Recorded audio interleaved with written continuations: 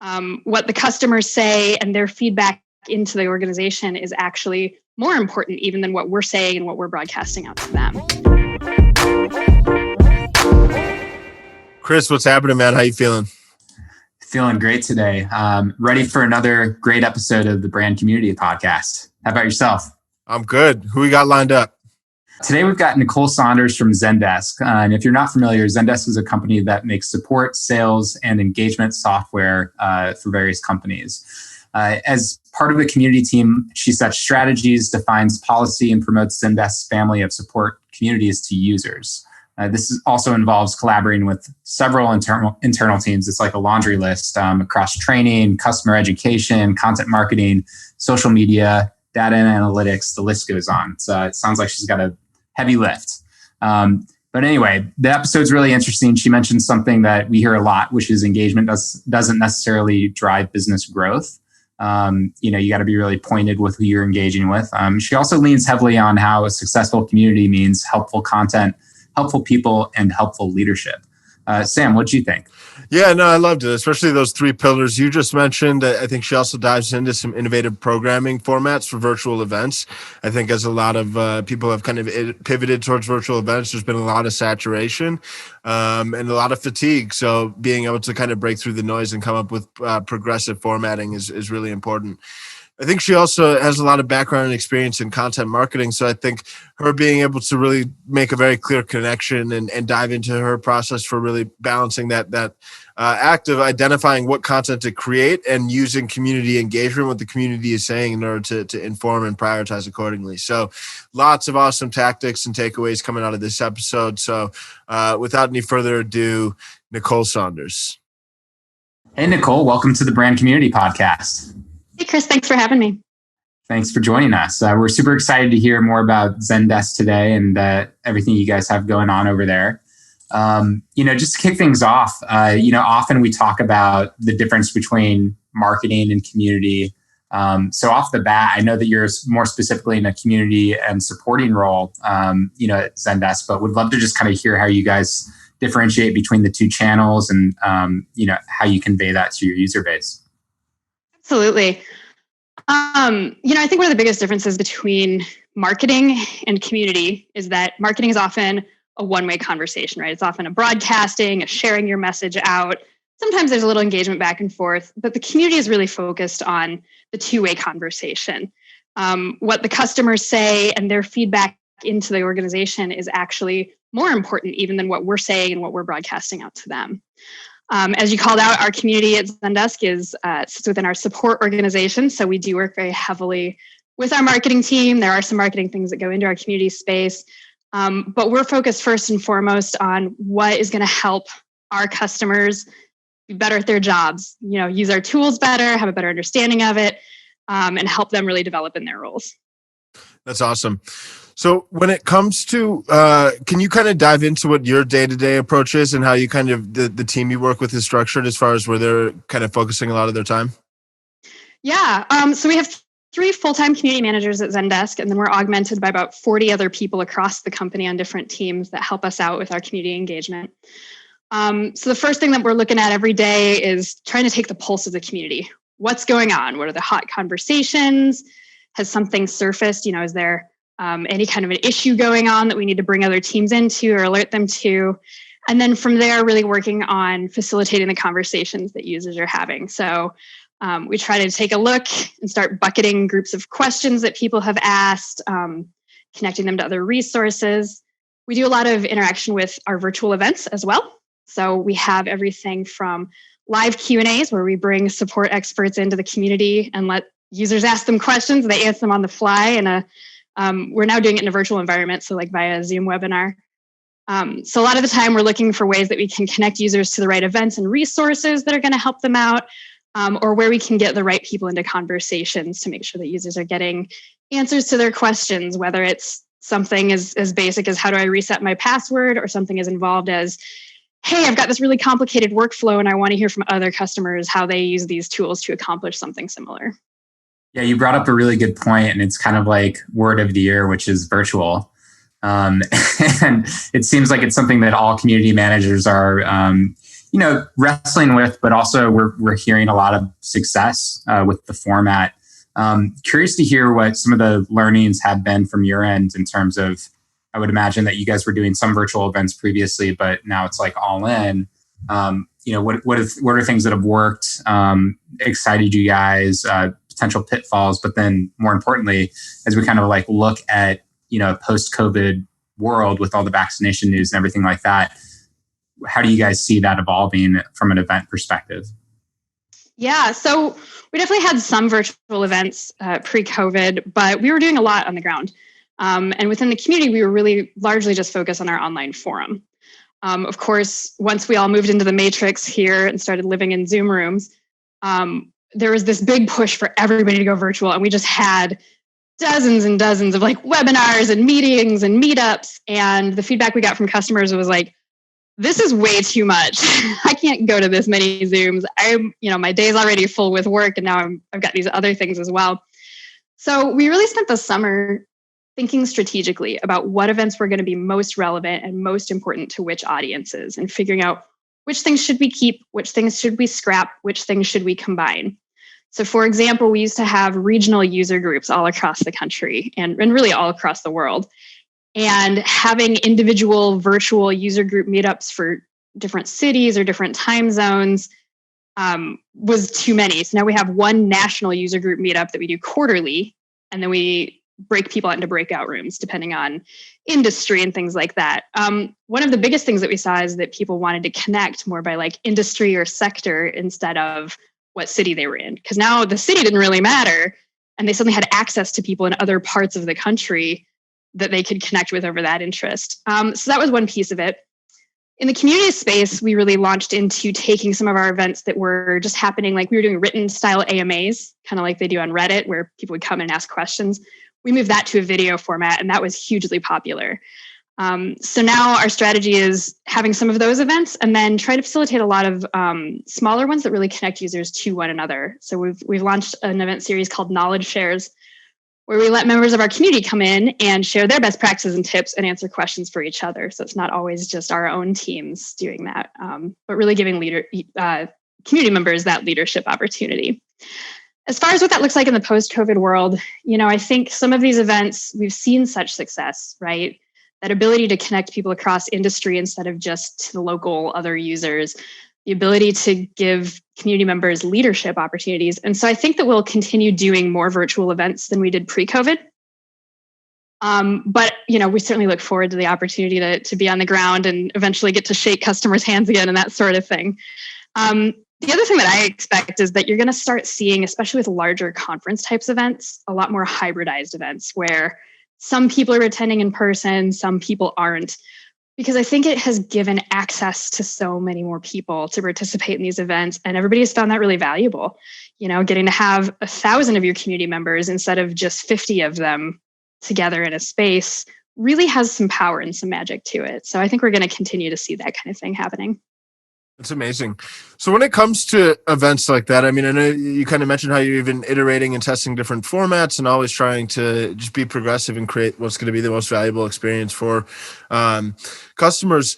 From a kind of success tracking side, what are you using how are you monitoring and measuring success, and what sort of kind of KPIs do you use to really dictate what's success, not only with regards to these virtual events, but some of the other general community initiatives you're helping spearhead? Yeah. So, one of the things that we're always looking at is what percentage of our customers use these resources and participate in these events. Is it 10% of customers use the community or 40%? And of course, I was trying to increase that share of our customer base that's participating in these places. The other thing that we look at is really, how much are users answering each other and engaging in conversation with each other versus just waiting for the organization to jump into a conversation. There's always going to be a certain set of questions and kinds of activities that the company has to be the voice and give the official response on. But really, the more that we can encourage that user-to-user engagement, that's one of the biggest things that we look at. I think the biggest key, for any community is to make sure that you're tying your KPIs to your business goals. I hear a lot of organizations and a lot of teams that just want more engagement. And engagement for engagement's sake doesn't necessarily drive anything in particular. It doesn't necessarily bring value to your board of directors or your shareholders or your C-level executives. And so I think the most important thing is always being clear on what your business goals are and making sure you're driving to those. Since our community is largely focused on support, we definitely look at the number of answers that we're getting out there for people so that, those are public responses that users have and can access, as opposed to things that are just happening privately in a ticket with an agent or something like that. So we look at a number of different things, but yeah, I think overall just getting people really answering each other is a really big key for us. For sure.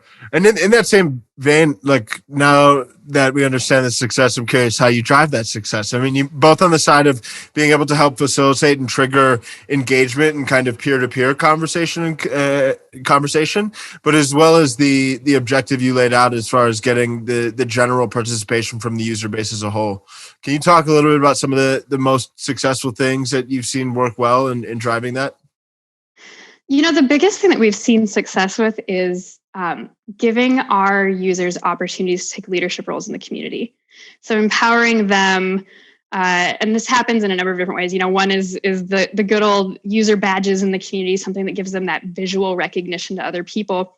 But it goes beyond internet cookie points, right? It's giving other people the context of, hey, this is someone that's got expertise. This is somebody that has obtained a certification. This is somebody that Zendesk is recognizing has a lot of knowledge that they're sharing with me. So we have our community moderator team, and they spend a lot of time developing subject matter expertise and facilitating events for other users. And they are some of the people that we like to feature in those events. The other thing that we're really doing is working super cross-functionally with other teams. Organizations and communities in particular, I think, really struggle with being very siloed. And so we're really looking at the ways that we can make the community sort of the fabric of the customer experience. It's the thing that is constantly always there in between your meeting with your account exec or a live event or something like that.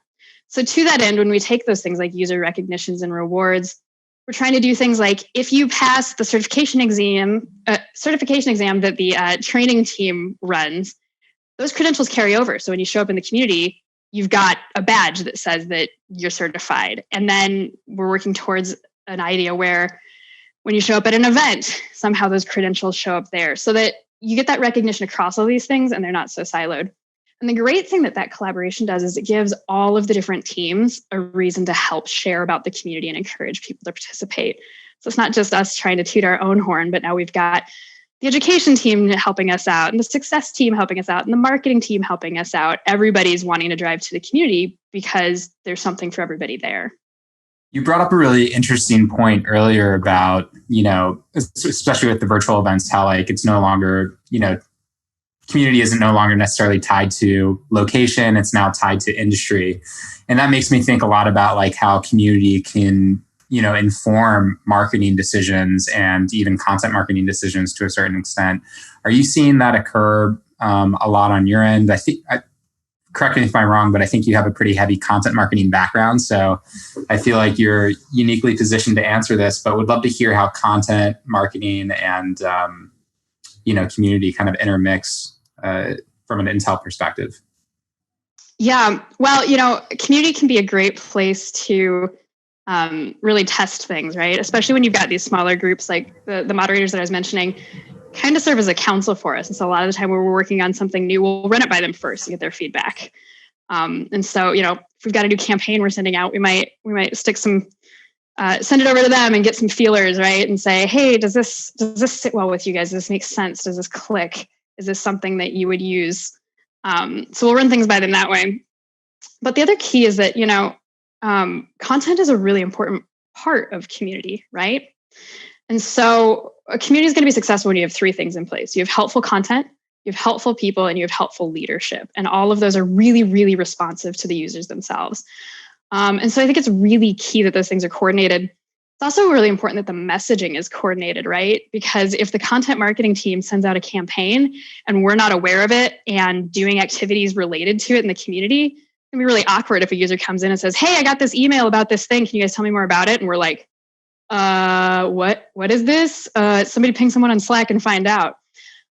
So really having those things be integrated so that whether the user is getting an email message or seeing a banner somewhere online or interacting with our social channels or in the forum, that should all feel like it's coming from the same organization. That should feel like it's all coordinated, and all of those pieces should feed one another. So no matter which touch point users are hitting, they're getting the same messaging, they're getting the same experience, and it's one that resonates with them. Yeah, I like that a lot, especially that kind of the three-part framework or the three kind of pillars of successful communities. When it does come to content, I mean, I definitely think diving deeper into that one specific pillar. Can you talk about how you are really leveraging a lot of when it comes to creating content and prioritizing what sort of content you want to create, there's undoubtedly a very probably like clear connection between what you're seeing people talk about and what's kind of unanswered and where you want to double down there. Can you dive deeper into the process of identifying what sort of content you do want to create and prioritize? Yeah, so we use a lot of a knowledge capture model where we actually really try to pull in our users' knowledge. So one example I'll give you is like when we're putting together events or content, we'll look at support cases and we'll see what we're getting the most questions about and make sure we're targeting our content to those questions. But beyond just like covering the topic, we try to use the same language that our users are using in those tickets. And so maybe like one example is we have a function in our tool set that's called triggers. And it's a way to trigger different activities, most commonly email notifications to go out to users. So we talk about everything in terms of these triggers, but users talk about it in terms of how do I send email to my customers? How do I make these automatic emails happen? And so we've really started focusing on using their language to make sure that, one, when they're searching for stuff, the right things are showing up, and two, that they're understanding it. The other thing that we're really trying to do is capture their knowledge. Users have the experience of doing something on the ground. And so somebody can call our support teams or their success person or their account executive and say, hey, how do I do this with Zendesk? And we can make all the recommendations in the world, but chances are we've never done that thing, right? We've maybe never run a travel agency using it or done something specific.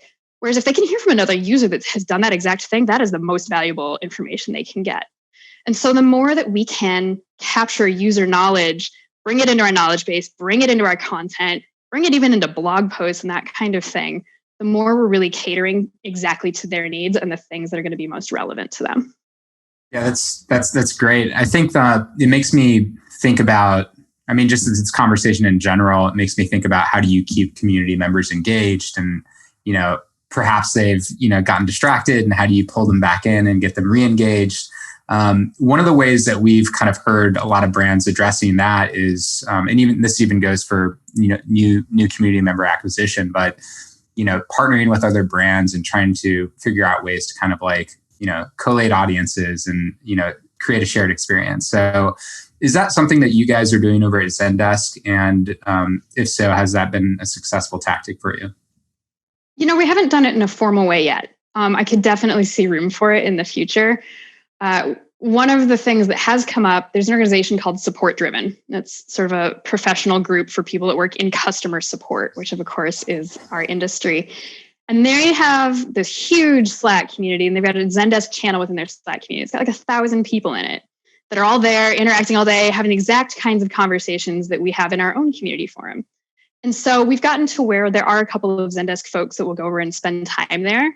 And a lot of users were starting to use both communities. They'll move between them. And when we've got opportunities or new things launching in our branded community, we'll cross-pollinate with Support Driven. And so that's a good example of like, I think we could be doing a lot more of that, especially in the CS and CX spaces. And so I think that, cross-pollination can be really valuable. The key is making sure that you're really centered on your unique proposition, your brand. You kind of know where your boundaries are, and then you can start to really share with other teams. I like that a lot. Well, as we start to come towards a close, we have one question we ask all of our guests, and this will put you on the hot seat a little bit. But if you were starting a new product company, whether it's a physical product, software product, from scratch, what would the company be? And then how would you go about deploying a $100K budget to kind of jumpstart growth and engagement? Oh man, what would the company be? It's so funny you asked that. I think I would really be looking at an opportunity obviously I'm thinking a lot about software. I'm thinking a lot about communities. I'm thinking a lot about the virtual space. Putting together something that really pulls together all of those pieces, right? You've got a lot of great community products out there right now. You've got a lot of great video products out there right now. But most organizations have to have this tech stack that's like 3 or 4 or more tools to bring it all together. So if I could launch any kind of company, I would definitely pull together something that was like community and virtual events and CRM and all of those pieces all in one, so that you're not having to thread these different pieces together. As far as marketing budget, that's a big question. I think that there are definitely a lot of tried and true channels. It's never going to hurt you to make sure your brand is really polished. It's never going to hurt you to make sure your SEO is really good, to be doing some of those ad buys and placements and that kind of thing. I'm pretty neutral on social media these days. I think it's important to have a presence there. I think it's hard to punch through the noise. There's so much promotion, so much activity. So I think it's a good channel, but it's not one I would overinvest in. Really where I would probably go is investing in those brand ambassadors and those evangelists that can help spread the word. I would start a beta community 6 months ahead of a launch and get some people in there interacting and populating it. So there's a party to invite people to from day one, instead of trying to launch a brand and then get people talking about it after the fact. So that's where my big money would be towards developing those evangelists and those ambassador relationships with people. Yeah, no, I love that. That's awesome product and great strategy. I think whoever needs the early adopters for that beta program, we can definitely just get some of our listeners signed up. I think we got the perfect community brand partnership right there. Sounds good. Some pollination. Making deals on the podcast. Just need some developers and we're good to go. Yeah, exactly. Well, Nicole, we really appreciate you coming on. I think a lot of the work you're doing is really incredible and impactful. So really grateful you're able to share some of the tactics with us today. Yeah, thank you so much for having me. I'm glad to be here. Definitely. Thanks, Take Nicole. it easy. Man, well, that was a great episode. I really enjoyed what Nicole had to say. I think Zendesk's incredible company powers community and support functions for tons of businesses, let alone their very own community and support function. I think she does a great job. I really love kind of how she goes about tracking performance and those core pillars and areas of focus with regards to creating and driving strong community engagement that really translates to business growth. What do you think, Chris? Yeah, I really loved how she kind of walked us through the process of, the heavy drive towards virtual events, once COVID-19 hit. Honestly, like this is just true for everybody, but everyone's kind of like rushing into virtual events, overloading everybody. Zoom fatigue was very much a real thing. And then they took the summer to really take a step back, think thoughtfully about, the approach there. And it's actually helped inform a lot of business decisions that they're making moving forward, whether that's content marketing or, looking at hybrid events in the future. So, I just thought that was really poignant insights. Totally. Well, as always, really appreciate you all tuning in. Super grateful for your support, for being a part of our community. We'll be back next week. Thank you very much.